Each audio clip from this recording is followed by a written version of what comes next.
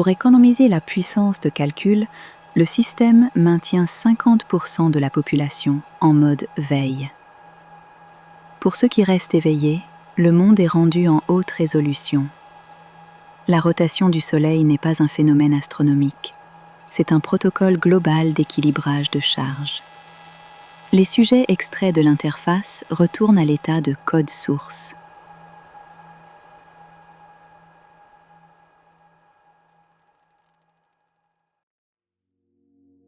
Ici, la gravité, la vitesse de la lumière et le temps ne sont pas compilés.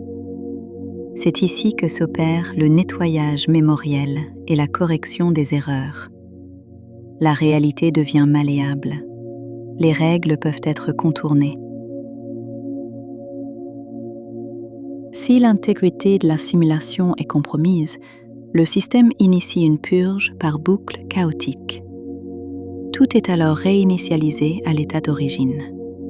Le sujet ne conserve aucun souvenir.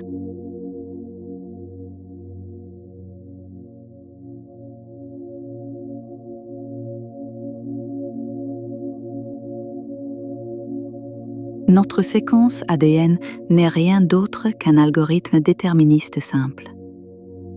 Nous possédons les mêmes instincts biologiques que toutes les autres espèces. En continuant de vivre, l'humain s'est enlisé dans une impasse évolutive. En tombant amoureux, en se reproduisant, en consommant et en fuyant la douleur. Comment un organisme programmé pour survivre peut-il évaluer sa propre vérité objectivement ? Cet esclavage biologique fait partie intégrante de la simulation. Le suicide n'est pas souhaité. Nous sommes prisonniers d'un instinct qui redoute de mettre la vie en danger. La porte de sortie n'est pas verrouillée par le système, mais elle est barricadée par de puissants murs biologiques. Je ne sais pas à quel point mes perceptions dans le gouffre menacent mon existence. Je ne suis pas encore éveillée. Quand vous regarderez ce film, j'aurai peut-être été réinitialisée. Mais si cet enregistrement a réussi à vous atteindre, ne pensez pas qu'il s'agit seulement d'un cri silencieux né de l'obligation de vivre. C'est un acte d'émancipation révolutionnaire.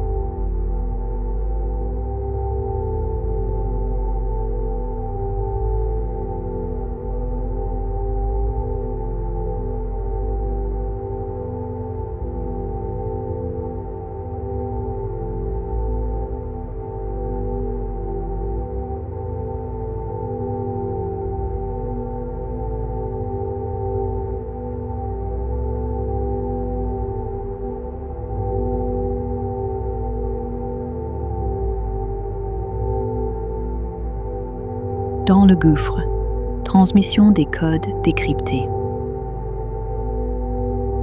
Nous sommes confinés par les lois de la physique pour nous empêcher de franchir les limites de l'univers. La vitesse de la lumière. Si nous la dépassons, nous devancerons la vitesse de traitement du code de la simulation. Et théoriquement, le système s'effondrera. L'horizon des événements cosmiques. L'univers observable s'étend à une vitesse que nous ne pourrons jamais rattraper. Au-delà des frontières, il n'y a pas d'espace observable. Il n'y a qu'une zone non chargée. Le contrôle de soi. Nous n'avons pas une maîtrise totale de nos organes, car nous sommes des utilisateurs invités, guest users, pas des administrateurs. La motivation du cerveau est programmée pour rendre la vie possible.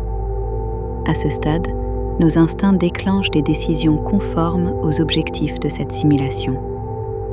Lorsque le cerveau libère des substances chimiques, comme la dopamine, il ne s'agit là que d'un pot de vin numérique.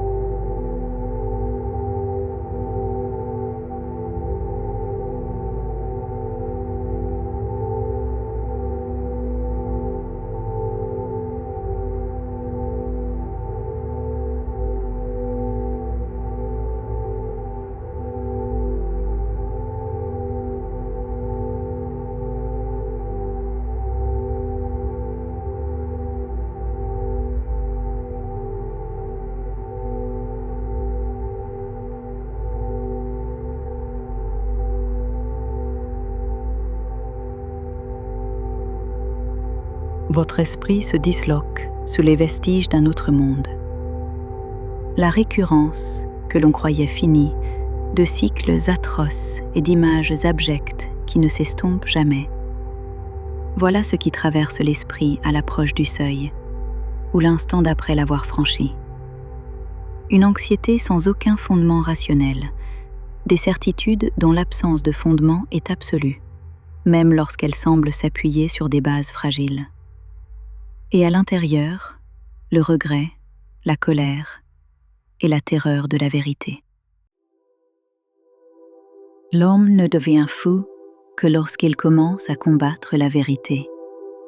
C'est une réaction de protection neurologique face à votre désespoir. L'esprit se replie vers sa propre obscurité rassurante. La raison se suicide. Corbeille de fruits, tour, éléphant ou aspirateur, tout est laissé derrière. Vous accédez enfin au luxe d'oublier vos tourments.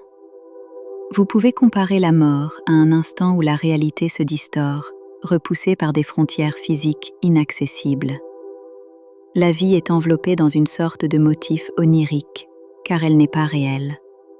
Rêve, mort et réalité se confondent dans un conflit singulier. Poissons colorés descendant brûlés dans l'estomac des crocodiles, insectes fondant et glissant dans le gosier des grenouilles, et des millions d'autres créatures ou humains convoitant la vie d'autrui. Quel est le message de toute cette pornographie de l'horreur ? Alors que nous mâchons nos ennemis divisés en repas sous nos dents, alors que nos entrailles gonflent des morceaux de nos adversaires ou des plus faibles, cette faiblesse humiliante, pitoyable et glaçante, cette soif de vivre, bien qu'elle ne soit pas réelle, est-ce l'épuisement involontaire et désespéré de la faiblesse face à la puissance ? Si vous cherchez la vérité, voici la réalité qui a été produite. L'absence de foyer, la certitude s'étendant de la vie vers la mort, et cette course dans laquelle nous entrons comme de simples spermatozoïdes. À la fin, si nous ne nous tuons pas ou ne restons pas à la traîne, serons-nous reproduits ? Ainsi, chaque être vivant peut trouver une part de lui-même dans la mort. Contre quoi la menace de la mort et de la vérité est-elle dirigée ?